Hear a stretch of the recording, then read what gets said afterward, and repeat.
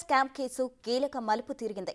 MLC కవితను నిందితురాలుగా చేర్చింది CBI. ఈ నెల 26న విచారణకు రావాల్సిందిగా కవితకు స్పష్టం చేసింది.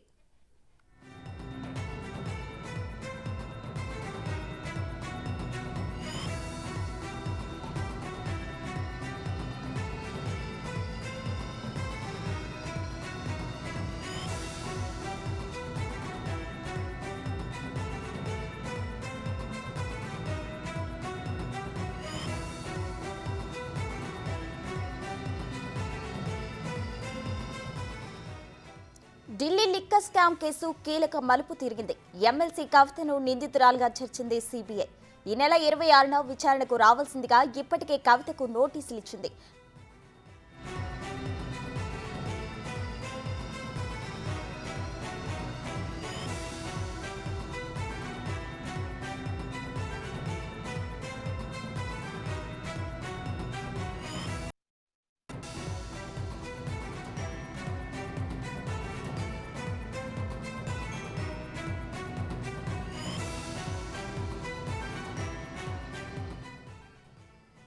ఢిల్లీ లిక్కర్ స్కామ్ కేసు కీలక మలుపు తిరిగింది.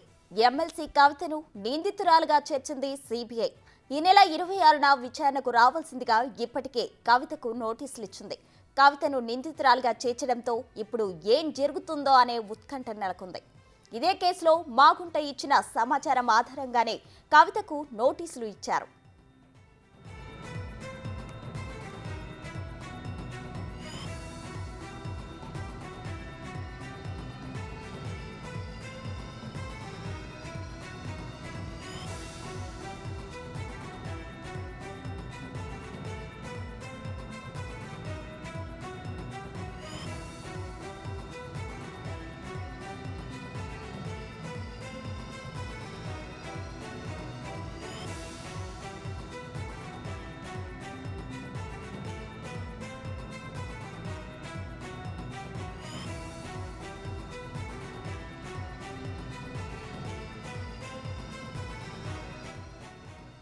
ఢిల్లీ లిక్కర్ స్కామ్ కేసు కీలక మలుపు తిరిగింది.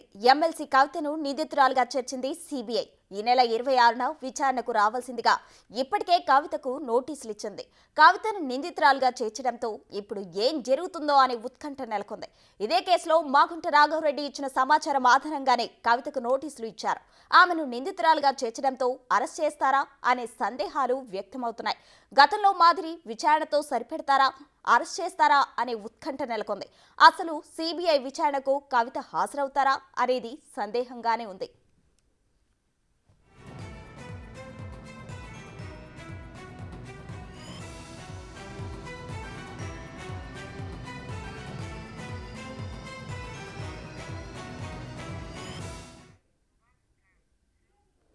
ఇక లిక్కర్ స్కామ్ కు సంబంధించి మరింత సమాచారం మా ప్రతినిధి శివ ఢిల్లీ నుండి లైవ్ లో అందించడానికి సిద్ధంగా ఉన్నారు. చెప్పండి శివ. ప్రస్తుతం ఢిల్లీ లిక్కర్ స్కామ్ సంబంధించి సిబిఐ దూకుడును మరింత పెంచిందని చెప్పుకోవచ్చు. దీనిలో భాగంగా కవితకు సంబంధించి గతంలోనే 2 రోజుల క్రితం కవితకు 41A కింద నోటీసులు జారీ చేసింది. ఢిల్లీ వచ్చి సిబిఐ కార్యాలయంలో విచారణకు హాజరు కావాల్సిందిగా సిబిఐ అధికారులు రెండవసారి అంటే గతంలోనే డిసెంబర్ 11, 2022లోనే కవితను హైదరాబాద్లో తన నివాసానికి వెళ్లే సిబిఐ అధికారులు విచారించారు. గతంలో కొంత వాంగ్మూలం సేకరించిన తర్వాత ఎగ్జాక్ట్గా 3 నెలల తర్వాత మళ్ళీ ఈడీ అధికారులు మార్చి నెలలో నోటీసులు జారీ చేశారు. ఈ నోటీసుల ప్రకారం ఢిల్లీలో 3 రోజుల పాటు 30 గంటల పాటు సుమారు 30 గంటల పాటు ఆ కవితను ఢిల్లీలో ఈడీ అధికారులు విచారించారు. ఈ 3 రోజుల విచారణలో కీలక ఆధారాలను, కీలక వాంగ్మూలాలను, కీలక విషయాలను కవిత నుంచి రాబట్టినట్టు తెలిపారు. ఏదైతే గతంలో కవిత ఫోన్లు యూజ్ చేసిందో ఫోన్లు నంబర్లు ఏవైతే ఉన్నాయో నంబర్లు కూడా సబ్మిట్ చేయాలని కోరిన నేపథ్యంలో మీడియాకు చూపిస్తూ గతంలో ఏదైతే తన తండ్రి ముఖ్యమంత్రిగా ఉన్న సందర్భంలో ఏదైతే ఢిల్లీలో క్వార్టర్స్ ఉందో 23 తుగ్లక్ రోడ్లో తన క్వార్టర్స్ నుంచి అక్కడి నుంచే మీడియాకు ఫోన్లు చూపించుకుంటూ ఈడీ కార్యాలయానికి వెళ్ళారు. మళ్ళీ ఈడీ కార్యాలయం లోపలికి వెళ్ళేటప్పుడు కూడా ఆ ఫోన్లను ప్యాకెట్లు తీసుకువెళ్తూ 10 ఫోన్లను మీడియాకు చూపిస్తూ లోపలికి వెళ్ళారు. తర్వాత 3 రోజుల విచారణ తర్వాత తన వ్యక్తిగత లాయర్ సోమ భరత్ను డేటా రికవరీ చేసే పనిలో భాగంగా పిలిచిన నేపథ్యంలో సోమ భరత్ కూడా గతంలో ఈడీ కార్యాలయానికి వెళ్లారు. డేటా రికవరీ చేశారు. రికవరీ చేసిన తర్వాత మరో 2 నెలల తర్వాత ఈడీ అధికారులు కవితకు నోటీసులు జారీ చేశారు. కానీ అప్పటికే ఆ కవిత ఈడీ అధికారులు మహిళలను తన అంటే ఈడీ కార్యాలయానికి కాకుండా తన నివాసానికి వచ్చే విధంగా వచ్చి దర్యాప్తు సంస్థలు విచారించే విధంగా చట్టం ఉంది కాబట్టి ఆ విధంగా ఆదేశాలు ఇవ్వాలని సుప్రీంకోర్టును ఆశ్రయించిన నేపథ్యంలో తర్వాత కూడా అంటే అప్పటికి కేసు అనేది పెండింగ్లో ఉంది, సుప్రీంకోర్టులో విచారణ కొనసాగుతోంది. కానీ ఈ లోపే మళ్ళీ నోటీసులు ఇచ్చిన నేపథ్యంలో సుప్రీంకోర్టులో ఏదైతే పిటిషన్ దాఖలు చేశానో ఆ పిటిషన్కి సంబంధించి కోర్టులో తీర్పు వచ్చే వరకు కూడా నేను కవిత ఏదైతే నోటీసులు జారీ చేశారో కవితకు ఆ విచారణకు నేను హాజరు కాలేను, కోర్టు తీర్పు అనుసారం నేను నడుచుకుంటానంటూ కూడా కవిత పలుమార్లు ఈడీ అధికారుల ఇచ్చిన నోటీసులకు గైర్హాజరవుతూ వచ్చారు. తన వ్యక్తిగత లాయర్ సోమ భరత్ చేత రిప్లై ఇస్తూ వచ్చారు. ఇక తర్వాత గతంలో కూడా అనేక సార్లు 3 సార్లు ఢిల్లీలో ఈడీ అధికారులు విచారించిన తర్వాత కూడా పలుమార్లు నోటీసులు జారీ చేసినప్పుడు సుప్రీంకోర్టులో కేసు పెండింగ్లో ఉంది కాబట్టి నేను రానంటూ కూడా పలుమార్లు వాయిదా వేస్తూ వచ్చారు. ఇక సుప్రీంకోర్టులో కేసు ఈ నెల 28 అంటే ఈ ఫిబ్రవరి 28కి వాయిదా వేస్తారు. ఫిబ్రవరి 28న కవిత ఈడీ విచారణకు హాజరు అవ్వాలా లేదా అనే దానిపై కూడా సుప్రీంకోర్టులో విచారణ జరగనుంది. ఇక ఈలోపు సిబిఐ గతంలో ఏదైతే సిబిఐ ఆధారాలు ఏదైతే సేకరించిందో ఆ ఆధారాల ప్రకారం ఆ కవితకు సంబంధించి వ్యక్తులు ఎవరైతే ఉన్నారో సౌత్ గ్రూప్ సంబంధించి కీలకంగా ఎవరైతే వ్యవహరించారో వారందరికీ సంబంధించిన ఆధారాలు కానీ వారు ఇచ్చిన సమాచారం మేరకు ఆ కవిత దగ్గర కొంత సమాచారం సేకరించారు. కొంతమంది ఎవరైతే ఢిల్లీ లిక్కర్ స్కామ్ సంబంధించి సౌత్ గ్రూప్లో ఎవరైతే కీలకంగా వ్యవహరించారు, కీలక నిందితులు ఎవరైతే ఉన్నారో వారి నుంచి సేకరించిన వాంగ్మూలం ఆధారంగా మరీ ముఖ్యంగా సౌత్ గ్రూప్లో మాగుంట రాఘవరెడ్డి వైసీపీ ఎంపీ మాగుంట శ్రీనివాసరెడ్డి కుమారుడు మాగుంట రాఘవరెడ్డి సిబిఐకి ఇచ్చిన వాంగ్మూలం ఆధారంగా అంటే మాగుంట రాఘవరెడ్డిని మొదట సిబిఐ అధికారులు విచారించిన తర్వాత ఈడీ అధికారులు అదుపులో తీసుకున్నారు ఢిల్లీలో గతంలో. తర్వాత ఇప్పుడు 2 కేసుల్లో కూడా ఇటు మాగుంట రాఘవరెడ్డి శ్రీనివాసరెడ్డి ఇద్దరు కూడా అప్రూవర్గా మారిన పరిస్థితి ఉంది. ఇక గతంలో ఎప్పుడైతే అప్రూవర్గా మారిన సందర్భంలో సిబిఐకి ఇచ్చిన వాంగ్మూలం ఆధారంగానే కవితను నిందితురాలుగా చేర్చినట్టుగా కూడా సిబిఐ అధికారులు అయితే తెలియజేస్తున్నారు. దానిలో భాగంగా మరోవైపు కవితకు ఢిల్లీలో వ్యక్తిగత సహాయకుడిగా ఉన్న అశోక్ కుమార్ కౌశిక్ అతను కూడా వాంగ్మూలం ఇచ్చారు. తను ఇచ్చిన వాంగ్మూలం ఆధారంగా అంటే తను లిఖితపూర్వకంగా ఒక లెటర్ రాశారు. రౌజని కోర్టులో వెళ్ళి అక్కడ ఎంకే నాగపాల్ ముందు అయితే రౌజని ప్రత్యేక కోర్టు న్యాయమూర్తి ఎవరైతే ఉన్నారో ఎంకే నాగపాల్ ముందు తను వాంగ్మూలం ఇస్తున్నాను, అప్రూవర్గా మారుతున్నానని తెలిపిన నేపథ్యంలో అశోక్ కుమార్ కౌశిక్ ఇచ్చిన వాంగ్మూలం ఆధారంగా తాను అప్రూవర్గా మారానంటూ కూడా ఒక లేఖ రాశారు. లేఖ ఆధారంగానే మొత్తం విచారణ కొనసాగించారు. ఇటు కౌశిక్ ఇచ్చిన సమాచారం మేరకు వాంగ్మూలం మేరకు కవితకు మరోసారి ఇప్పుడు సిబిఐ నోటీసులు జారీ చేసినట్టు తెలుస్తుంది. దానిలో భాగంగానే ఇప్పుడు ఢిల్లీ వచ్చి విచారణకు హాజరు కావాలంటూ కూడా తెలిపారు. ఇక మొత్తంగా చూసుకుంటే సౌత్ గ్రూప్కు సంబంధించి కవిత కీలకంగా వ్యవహరించారు. ఈ ఏదైతే లిక్కర్ స్కామ్కు సంబంధించి ముందుగానే ఆమ్ ఆద్మీ పార్టీకి సంబంధించి గవర్నమెంట్లో మీడియా కోఆర్డినేటర్గా వ్యవహరించిన విజయ్ నాయర్ కీలకంగా వ్యవహరించారు. ఈ ఢిల్లీ లిక్కర్ పాలసీ రూపకల్పనకు సంబంధించి గ్రూప్ ఆఫ్ మినిస్టర్స్ చర్చించకుండానే ఈ లిక్కర్ పాలసీ రూపకల్పనకు సంబంధించి డేటా ఏదైతే ఉందో అది లీక్ అయింది. ఆ డేటాకి సంబంధించి రూపకల్పన ఏ విధంగా ఉంది ముందుగా ఒకసారి మనం చర్చించుకుందాం రమ్మని కవిత విజయ్ నాయర్ను అడిగినట్లుగా వారిద్దరు కూడా గతంలో రూపకల్పన సమయంలో ఇటు హైదరాబాద్లోను ఢిల్లీలోని పలు హోటల్లో సమావేశమయ్యారంటూ కూడా ఏదైతే గతంలో వారు ఇచ్చిన వాంగ్మూలం విజయ్ నాయర్ కానీ అభిషేక్ బోయిన్పల్లి మరోవైపు అరుణ్ రామచంద్ర పిల్లై శరత్ చంద్రారెడ్డి ఇటు విజయసాయిరెడ్డి ఇప్పుడు వైసీపీ రాజ్యసభ ఎంపీ ఎవరైతే ఉన్నారో విజయసాయిరెడ్డి అల్లుడి సోదరుడు ప్రజెంట్ నెల్లూరు ఎంపీగా కూడా ఇన్ఛార్జిగా కూడా నియమించారు. వైసీపీ నుంచి శరత్ చంద్రారెడ్డి అప్రూవర్గా మారారు.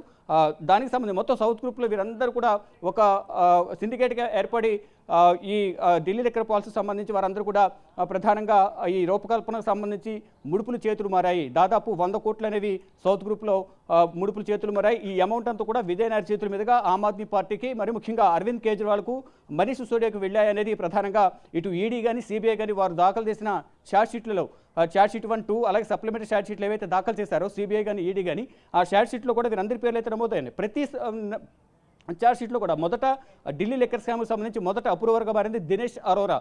ఈ ఆమ్ ఆద్మీ పార్టీకి సంబంధించి కీలకంగా ఉన్నారు దినేష్ అరోరా. అతను అప్రూవర్గా మారిన తర్వాత దినేష్ అరోరా ఇచ్చిన వాంగ్మూలం ఆధారంగానే ఇటు సౌత్ గ్రూప్కు సంబంధించి కానీ నార్త్ గ్రూప్కు సంబంధించి సమీర్ మహేంద్రు కానీ అమిత్ అరోరా ఇలా ప్రతి ఒక్కరు కూడా ఈ ఢిల్లీ లిక్కర్ స్కామ్ రూపకల్పనకు సంబంధించి ఎవరైతే దీంట్లో లబ్ధి పొందారో వారందరికీ సంబంధించిన పేర్లన్నీ బయటకు రావడం, వారందరూ కూడా నిందితులుగా పరిగణించడం, ఈడీ ఛార్జ్షీట్ దాఖలు చేయడం. ఆ ఛార్జ్షీట్లో ప్రతి ఛార్జ్షీట్లో కూడా ఇటు సిబిఐ దాఖలు చేసిన 10,000 పేజీల ఛార్జ్షీట్ కానీ ఇటు ఈడీ దాఖలు చేసిన 4,000 పేజీల ఛార్జ్షీట్ కానీ ఇటు మాగుంట రాఘవ, సమీర్ మహేంద్రు, అమిత్ అరోరా, ఇటు దినేష్ అరోరా, మరోవైపు విజయ్ నాయర్ వీరందరి ఛార్జ్షీట్లకు సంబంధించి ప్రతి సందర్భంలో కూడా కవిత పేరును అక్కడ మెన్షన్ చేశారు. అంటే సౌత్ గ్రూప్లో కవిత కీలకంగా వ్యవహరించారనేది ప్రధానంగా సిబిఐ కానీ ఈడీ కానీ అభియోగాలను అయితే 2 ఛార్జ్షీట్లు కూడా నమోదు చేస్తూ వస్తుంది. దానిలో భాగంగానే కవిత కీలకంగా వ్యవహరించారనేది ప్రధానంగా కేంద్ర దర్యాప్తు సంస్థలు ఈడీ కానీ సిబిఐ కానీ ఆరోపిస్తూ వస్తున్నాయి. దానిలో భాగంగా ప్రతి ఒక్కరిని ఏదైతే కవిత కీలకంగా వ్యవహరించారో, ఏదైతే రూపకల్పన సమయంలో ఎటువంటి నిర్ణయాలు తీసుకున్నారో అంటే అత్యధిక లాభం చేకూర్చే విధంగా ప్రభుత్వానికి అనుకూలంగా ఉండే విధంగా అక్కడ అంటే అరవింద్ కేజ్రీవాల్కు అక్కడ ప్రభుత్వ ఖజానాకు 2,000 కోట్లకు పైగా గండి పడింది. లాస్ను పూర్తి చేయాలనేది ప్రధానంగా ఎవరో కంప్లైంట్ చేయడం వల్లే ఢిల్లీ లెఫ్టినెంట్ గవర్నర్ హోంశాఖకు లెటర్ రాశారు. లెటర్ రాసిన తర్వాత తీగలాగితే డొంక కదిలిన చందంగా మొత్తం ఇటు ఢిల్లీ లెక్క స్కామ్ సౌత్కు వ్యాపించి సౌత్ నుంచి నార్త్ నుంచి మొత్తం నార్త్లో ఉన్న రాష్ట్రాలు ఇటు పంజాబ్కు సంబంధించి కానీ ఇతర రాష్ట్రాలకు సంబంధించి కూడా ఈ లిక్కర్ స్కామ్కి సంబంధించి లింకులు అయితే ఉన్నాయి. ఒక్కొక్కటి కూడా బయటకు వచ్చిన నేపథ్యంలో ఇప్పటి వరకు కొంత స్తబ్దుగా ఉన్నప్పటికీ కూడా ఇటు ఢిల్లీ లిక్కర్ స్కామ్లో కీలకంగా వ్యవహరించిన ముఖ్యమంత్రి అరవింద్ కేజ్రీవాల్ కూడా పలుమార్లు ఈడీ నోటీసులు జారీ చేసినప్పటికీ దాదాపు 6 సార్లు డుమ్మా కొట్టారు. 26వ తేదీన విచారణకు హాజరవ్వాలంటూ కూడా మరొకసారి 7వసారి నోటీసులు జారీ చేశారు. అంటే 26వ తేదీన ఈడీ విచారణకు అరవింద్ కేజ్రీవాల్ రావాల్సి ఉంటుంది. 26వ తేదీన సిబిఐ విచారణకు కవిత రావాల్సి ఉంటుంది. అసలు ఏం జరగబోతుంది? లోక్సభ ఎన్నికలకు ముందు కీలక పరిణామంగా మనం ఇది చెప్పుకోవచ్చు. దానిలో భాగంగానే ఏదైతే సిబిఐకి సంబంధించి అంటే ఈడీకి సంబంధించి ఇప్పటివరకు కవిత ఎన్నిసార్లు నోటీసులు జారీ చేసిన విచారణకు హాజరు కావడం లేదు. కాబట్టి మా దగ్గర కొంత సమాచారం ఉంది. సిబిఐకి సంబంధించి ఏదైతే రీసెంట్గా రౌజనీ కోర్టులో స్టేటస్ రిపోర్ట్ కూడా సమర్పించినట్టు తెలుస్తుంది. మరోవైపు వ్యక్తిగత సహాయకుడు ఎవరైతే ఉన్నారో అంటే పర్సనల్ సెక్రటరీ ఢిల్లీలో 10 సంవత్సరాలకు కూడా కవితకు పర్సనల్ సెక్రటరీగా అశోక్ కుమార్ కౌశిక్ ఉన్నారు. అతను ఇచ్చిన వాంగ్మూలం ఆధారంగా ప్రధానంగా ఈ సిబిఐ అధికారులు నోటీసులు జారీ చేసినట్టు తెలుస్తుంది. మరోవైపు అప్రూవర్గా మారే సందర్భంలో శరత్ చంద్రారెడ్డి, మాగుంట రాఘవరెడ్డి, మాగుంట శ్రీనివాసరెడ్డి వీరందరూ వాంగ్మూలం ఇచ్చిన ఆధారంగా ఇటు సిబిఐ కానీ ఈడీకి ఇచ్చిన వాంగ్మూలం ఆధారంగా ప్రతి సందర్భంలో కూడా కవిత కూడా ఉన్నారు. సౌత్ గ్రూప్లో కవిత కూడా లిక్కర్ స్కామ్కి సంబంధించి కీలకంగా వ్యవహరించారు అనేది ప్రధానంగా వారందరూ వాంగ్మూలం ఇచ్చారు. ఆ ఆధారాల ఆధారంగానే వారు ఇచ్చిన వాంగ్మూలం ఆధారంగా కవితకు గతంలో ఈడీ నోటీసులు జారీ చేసింది. కానీ ఈడీ నోటీసులకు సరిగా స్పందించకపోవడం, కోర్టులో కేసు ఉంది కాబట్టి నేను హాజరు కాలేని చెప్పడం, దాని ద్వారా 28వ తేదీకి ఈ వాయిదా వేసిన నేపథ్యంలో అప్పటి వరకు కూడా కేసు కోర్టులో ఉంది కాబట్టి అప్పటి వరకు ఎటువంటి తదుపరి చర్యలు తీసుకోవద్దని ఈడీ కూడా ఆదేశాలు జారీ చేసింది. ఈ నేపథ్యంలోనే ఇటు దర్యాప్తు సంస్థలు కూడా వ్యూహాత్మకంగా వ్యవహరిస్తుంది. అంటే 28వ తేదీ వరకు ఈడీ కేసు ఉంది కాబట్టి పెండింగ్లో ఉంది కాబట్టి ఈ లోపు సిబిఐ దగ్గర ఏదైతే ఆధారాలు ఉన్నాయి ఆధారాల ఆధారంగా సాక్ష్యాల ఆధారంగా కవితను విచారించాలని యోచనలోనే కవితకు 2వసారి మళ్ళీ నోటీసులు జారీ చేశారు. అంటే దాదాపు 14 నెలల తర్వాత అంటే ఎటువంటి సంకేతాలు ఇవ్వబోతోంది కవితకు అనేది ప్రధానంగా తెలియాల్సి ఉంది. అంటే విచారణ పేరుతో అరెస్ట్ చేస్తారా లేకపోతే ఏం చేయబోతున్నారు? వారి దగ్గర ఉన్న ఆధారాలు ఇది అవునా కాదని తెలుసుకోవడానికి మీ దగ్గర మీ మీద ఇటువంటి అభియోగాలు నమోదయ్యాయి, ఇటువంటి సాక్ష్యాలు ఇటువంటి ఆధారాలు మీ మీద ఉన్నాయి అనేది అడగడానికి విచారణకు పిలుస్తున్నారా అనేది కూడా తెలియాల్సి ఉంది. చూడండి మరి ఏం జరగబోతోంది. అంటే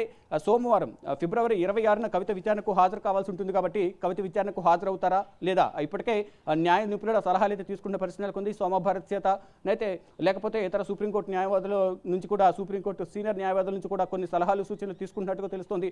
వారు ఇచ్చే సలహాలు సూచనల ఆధారంగా కవిత విచారణకు హాజరవుతారా లేదా ఇప్పటికే ఈడీ కేసు సుప్రీంకోర్టులో ఉంది కాబట్టి ఇది కూడా సుప్రీంకోర్టులో వచ్చిన తీర్పు ప్రకారం నేను నడుచుకుంటానని మళ్ళీ దీనికి సంబంధించి కూడా ఏమైనా రిటర్న్ ఏమైనా లేఖ రాస్తారనేది కూడా చూడాల్సి ఉంది. మొత్తంగా చూసుకుంటే కవిత కేసు సంబంధించి అంటే రోజుకు ఈ కేసు సంబంధించి ఉచ్చు బిగిస్తుందని ప్రధానంగా మనకు ఇక్కడ అర్థమవుతుంది. ఎందువల్లంటే గతంలో ఉన్న ఆధారాలు కానీ ఆ ఛార్జ్ షీట్లు కానీ శివ ఇప్పటి వరకు మనం చూసినట్లయితే కవితను ఒక సాక్షిగానే వాంగ్మూలం తీసుకున్నారు. కానీ ఇప్పుడు అయితే చూసినట్లయితే ఆమెను ఒక నిందితురాలుగా విచారణకు హాజరు కావాలని నోటీసులు జారీ చేశారు. ఈ నేపథ్యంలో కవిత ఎంతవరకు హాజరయ్యే అవకాశాలు ఉన్నాయి? గైర్హాజరైతే అధికారులు ఎటువంటి చర్యలు తీసుకుంటారు?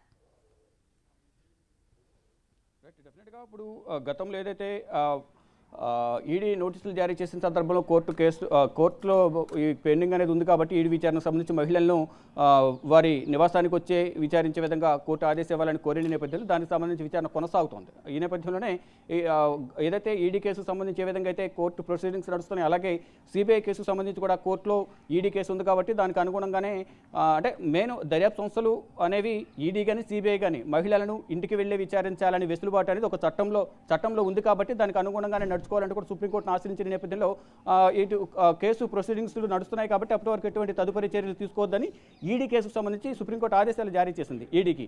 కానీ ఇప్పుడు మరి సిబిఐ మళ్ళీ నోటీసులు ఇచ్చింది కాబట్టి దీనిపై ఎటువంటి ప్రొసీడింగ్స్ ముందుకు వెళ్తారనేది కూడా చూడాలి. కానీ విచారణకు గైర్హాజరయ్యేందుకే ఎక్కువ ఛాన్సెస్ ఉన్నాయనేది ప్రధానంగా ఇటు బీఆర్ఎస్ వర్గాల నుంచి కానీ కవిత సన్నిహితుల నుంచి అయితే ఆ సమాచారం అయితే అందుతుంది. ఏం జరగబోతుంది? కవిత విచారణకు హాజరవుతారా లేదా 26వ తేదీన ఢిల్లీ వస్తారా లేతే వీరినే అక్కడికి రమ్మని చెప్తారా లేకుంటే ముందుగానే నిర్ణయించుకునే కార్యక్రమాలు ఉన్నాయి కాబట్టి నేను 26వ తేదీన విచారణకు హాజరు కాలేనని ఈయన ప్రతిగా వ్యక్తిగత లాయర్ చేత సోమభారత్ చేత కానీ ఇతర న్యాయవాదుల చేత ఏమైనా ప్రతిగా లెటర్ రాపిస్తారా అనేది కూడా వేచి చూడాల్సి ఉంది. అంటే మొత్తంగా అంటే ఎన్నికల సమయం మరో 2 నెలలు మాత్రమే లోక్సభ ఎన్నికలకు సమయం ఉంది. కానీ ఈలోపు ఇటువంటి నోటీసులు ఇవ్వడం అనేది అది నమ్మశక్యమా కాదనేది కూడా కొన్ని అయితే ప్రతిపక్ష శివ, పార్టీలు అయితే విమర్శలు చేస్తున్న పరిస్థితి కనిపిస్తుంది. అంటే ఈడీకి సంబంధించి కూడా గతంలో అసెంబ్లీ ఎన్నికలకు ముందు అప్పటి వరకు స్తబ్దుగా ఉన్న ఈడీ మోడీ ఇచ్చిన ఆదేశాల మేరకు అసెంబ్లీ ఎన్నికల ముందు నోటీసులు జారీ చేశారు. ఇది రాజకీయంగా లబ్ధి పొందేందుకే బీఆర్ఎస్ బీజేపీ ఈ నాటకాలు ఆడుతున్నాయని ప్రధానంగా ప్రతిపక్ష పార్టీలు, ముఖ్యంగా కాంగ్రెస్ పార్టీ అయితే గతంలో ఆరోపించిన పరిస్థితి కనిపిస్తుంది. కానీ మళ్ళీ ఇప్పుడు లోక్సభ ఎన్నికలు దగ్గర పడుతున్నాయి కాబట్టి మళ్ళీ మోడీ తన చిత్రతను ప్రదర్శించేందుకు ఇటు అరవింద్ కేజ్రీవాల్ మీద, ఇటు బీఆర్ఎస్ ఎమ్మెల్సీ కవితకు సంబంధించి నోటీసులు ఇస్తున్నారనేది ప్రధానంగా అయితే ప్రచారం జరుగుతుంది. చెప్పండి ప్రసూన. శివ, మనం చూసినట్లయితే ఇప్పుడు కవిత లిక్కర్ స్కామ్ కేసు అంటే పార్లమెంట్ ఎన్నికలు సమీపిస్తున్న తరుణంలో ఈ లిక్కర్ స్కామ్ కేసుకు సంబంధించి నెగిటివ్ ఇంపాక్ట్ బీఆర్ఎస్ మీద ఎంతవరకు ఉండే అవకాశాలు ఉన్నాయి? నెగిటివ్ ఇంపాక్ట్ అనేది ఇది అసెంబ్లీ ఎన్నికల్లో మాత్రం ఢిల్లీ లిక్కర్ స్కామ్ కేసు అనేది ఒక మహిళ లిక్కర్ వ్యాపారం చేయడం అనేది అవినీతికి పాల్పడి తెలంగాణకు చెడ్డ పేరు తీసుకొచ్చిందని ప్రజలకు తీసుకువెళ్లడంలో రాజకీయ పార్టీలు కొంతమేర సక్సెస్ అయ్యాయని చెప్పుకోవాలి. దానికి అనుగుణంగానే గతంలో మన అసెంబ్లీ ఎన్నికల ఫలితాలు చూసాం. కానీ లోక్సభ ఎన్నికల ప్రభావం అనేది ఎంతవరకు ఫలితం చూపిస్తుంది? ఆల్రెడీ అక్కడ కాంగ్రెస్ గవర్నమెంట్ అధికారంలో ఉంది కాబట్టి ఇంపాక్ట్ అనేది అధికార పార్టీ ఏది ఉంటే అటు లోక్సభ ఎన్నికల్లో కూడా ఆ ప్రభావం అనేది అధికార పార్టీ వైపు ఎక్కువ ఉంటుంది. ఎక్కువగా ఓటర్లు అందరూ అధికార పార్టీ వైపు మొగ్గు చూపే అవకాశం అయితే కనిపిస్తుంది. కానీ దీని ఇంపాక్ట్ కొంతవరకు అయితే ఉండే రాజకీయంగా కొంత నష్టం జరిగే అవకాశం అయితే ప్రధానంగా బీఆర్ఎస్ పార్టీకి కానీ కేసీఆర్ కానీ ఉండే అవకాశం అయితే డెఫినెట్గా ఉంది. దీనిలో భాగంగానే ఇప్పుడు నోటీసులు ఇచ్చారు కాబట్టి నోటీసులకు హాజరవుతారా లేదా అంటే ఎన్నికల ముందు ఈ నోటీసులు ఇవ్వడం కూడా కొంత రాజకీయంగా తీవ్ర చర్చనీయాంశం అయితే కొనసాగుతోంది. అంటే ఎక్కడికక్కడ ప్రతి సందర్భంలో కూడా అంటే ఈవెన్ ఒక తెలంగాణనే కాదు, ఇటు ఢిల్లీ ఇతర రాష్ట్రాల ప్రతిపక్ష పార్టీలు ఎక్కడైతే ఉన్నాయో అక్కడ మోడీ అనేది ఈ దర్యాప్తు సంస్థలను ఉపయోగించి ఇబ్బందులు గురి చేస్తున్నారని అందరూ కూడా కేంద్ర ప్రభుత్వం పైన ఆరోపణలు చేస్తున్న పరిస్థితి కనిపిస్తుంది. కానీ ఇప్పుడు తెలంగాణకు సంబంధించి ఎప్పుడో 2020-21 సంబంధించి ఈ ఢిల్లీ లిక్కర్ పాలసీ రూపకల్పనకు సంబంధించి అవకతవకలు జరిగాయి కాబట్టి అక్కడ దానిలో ఆ బిడ్డింగ్లో పాల్గొన్న అంటే రూపకల్పనకు సంబంధించి ఎవరైతే ఈ దీంట్లో పాల్గొంటారో దాంట్లో ఎవరైతే అక్కడ ఆ ఏరియాలో తనకు షాపులకు సంబంధించి ఆ బిడ్డింగ్ను తను తప్పించారు, తనకు దక్కలేదు అనేది ఈ వేలంపాటకు సంబంధించి అతను గవర్నర్కు ఫిర్యాదు చేయడం, గవర్నర్ హోంశాఖకు ఫిర్యాదు చేయడంతో ఇది మొత్తం కూడా ఈ కేసుకు సంబంధించి కూడా మొత్తం విచారణ ప్రారంభమైంది. మొదట ఈ రూపకల్పనకు సంబంధించి దినేష్ అరోరా, విజయ్ నాయర్ వీరి ద్వారా ఈ పాలసీ రూపకల్పనకు సంబంధించి బయటకు లీక్ అయింది. అంటే ముందుగా ఈ మంత్రివర్గంలో నిర్ణయం తీసుకున్న తర్వాతే పాలసీ రూపకల్పన అనేది బయటికి అనౌన్స్ చేయాల్సి ఉంటుంది. కానీ విజయ్ నాయర్ ఈ ఆమ్ ఆద్మీ పార్టీలో మీడియా కోఆర్డినేటర్గా వ్యవహరించారు కాబట్టి అందులోనూ ఇటు అరవింద్ కేజ్రీవాల్కు, మనీష్ సిసోడియాకు అత్యంత సన్నిహితుడిగా విజయ్ నాయర్ ఉన్నారు. దానిలో భాగంగానే ఈ కేసు సంబంధించి పాలసీ రూపకల్పనకు సంబంధించి కవిత అలాగే విజయ్ నాయర్ మధ్య అనేక సంభాషణలు జరిగాయి, ఫోన్లో సంభాషణలు జరిగాయి, మరోవైపు వాట్సాప్ చాటింగ్లు కానీ అనేకం జరిగాయి. కాబట్టి దానికి సంబంధించి అంటే ముందుగా అసలు రూపకల్పన ఏ విధంగా ఉంది, ఏ విధంగా చేశారు అసలు ముందు చూద్దామని కవిత విజయ్ నాయర్ని అడిగినట్లుగా, దానికి సంబంధించి వాంగ్మూలం విజయ్ నాయర్ ఇచ్చినట్లుగా కూడా సిబిఐ కానీ ఈడీ కానీ గతంలో ఛార్జ్షీట్లో అభియోగాలు కవితపై నమోదు చేశారు. దాని ఆధారంగానే కవితకు గతంలో సిబిఐ నోటీసులు జారీ చేసి డిసెంబర్లో నోటీసులు జారీ చేసిన నేపథ్యంలో కవిత ముందుగా నిర్వహించిన కార్యక్రమాల నేపథ్యంలో నేను విచారణకు కాలేనని గతంలో 2022 డిసెంబర్లో కొన్ని డేట్స్ ప్రకటించిన నేపథ్యంలో ఆ 3 డేట్స్లో 11వ తేదీన డిసెంబర్ 11 కవితను విచారించేందుకు ఢిల్లీ నుంచి సిబిఐ అధికారులు ఢిల్లీ వచ్చి తన నివాసంలోనే సుమారు ఉదయం నుంచి సాయంత్రం వరకు కూడా 7-8 గంటల పాటు సుదీర్ఘంగా విచారించారు, వాంగ్మూలం సేకరించారు. తర్వాత అది జరిగిన 3 నెలల తర్వాత ఈడీ నోటీసులు జారీ చేసింది. గతంలో ఈడీ కూడా 3 రోజుల పాటు 30 గంటల పాటు సుదీర్ఘంగా విచారణ చేసి తన దగ్గర ఉన్న ఆధారాలను సేకరించారు. అంటే మొత్తంగా చూసుకుంటే ఏదైతే సౌత్ గ్రూప్లో కీలకంగా వ్యవహరించారు కవిత, 100 కోట్ల రూపాయల ముడుపులు అనేది కవిత అలాగే సౌత్ గ్రూప్ నుంచి ఢిల్లీకి చేరాయి అనేది ప్రధానంగా సమాచారం అయితే ఈడీ అధికారులు, సిబిఐ అధికారులు అయితే వద్దయితే ఉంది. దానికి సంబంధించి వారు దాఖలు చేసిన స్టాట్యూట్లో కూడా పలుమార్లు అభియోగాలు అయితే కవితపై నమోదు చేశారు. కవిత వాడిన ఫోన్లు కానీ నంబర్లు, వాట్సాప్ చాటింగ్ మొత్తం వారు మాట్లాడిన సమాచారం అంతా కూడా వారి దగ్గర ఉందనేది ఈడీ అధికారులు, సిబిఐ అధికారులు అయితే తెలియజేస్తున్నారు. దానిలో భాగంగానే అందరూ ఎవరైతే దీంట్లో నిందితులుగా ఉన్నారో, కవితతో వ్యాపార భాగస్వాములుగా ఉన్నారో, ఇటు వారికి ఉన్న చార్టెడ్ అకౌంటెంట్ గతంలో బుచ్చయ్య ఎవరవుతున్నారు, గోరంట్ల బుచ్చయ్య కానీ, ఇటు మరోవైపు అరుణ్ రామచంద్ర పిల్లై, అభిషేక్ బోయిన్పల్లి వీరందరూ ఇచ్చిన సమాచారం ఆధారంగానే కవితకు నోటీసులు జారీ చేసిన గతంలో ఈడీ అధికారులు చెప్తున్నారు. అనేక ఆధారాలు అనేవి తమ దగ్గర ఉన్నాయి, దానికి సంబంధించి ఛార్జ్ షీట్లో అభియోగాలు నమోదు చేశాము, దానికి సంబంధించి మాత్రమే ఇప్పుడు విచారణకు పిలుస్తున్నామంటూ కూడా ఈడీ అధికారులు కానీ సిబిఐ అధికారులు చెప్తున్నారు. దానిలో భాగంగానే కవితకు మరోసారి రెండవసారి సిబిఐ అధికారులు నోటీసులు జారీ చేశారు. 26వ తేదీన కవిత విచారణకు హాజరు కావాల్సి ఉంది. మరోవైపు ఇటు అరవింద్ కేజ్రీవాల్ కూడా ఈడీ కేసులో 26వ తేదీన విచారణకు హాజరు కావాల్సింది. కానీ ఇద్దరు విచారణకు హాజరవుతారా లేదా అనే దానిపై మాత్రం ఉత్కంఠ కొనసాగుతోంది. Right Shiva, thank you.